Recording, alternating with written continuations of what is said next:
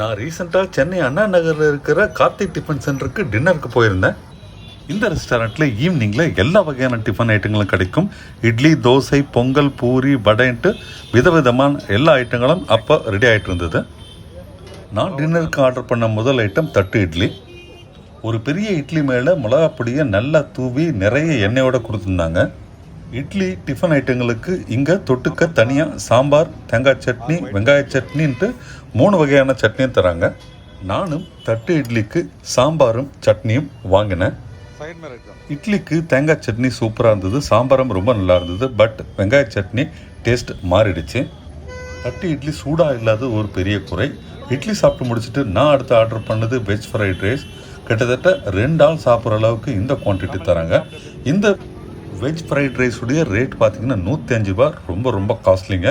அதே மாதிரி நான் சாப்பிட்ட அந்த தட்டு இட்லியும் கிட்டத்தட்ட 38 ரூபாங்க ஒரு பீஸு.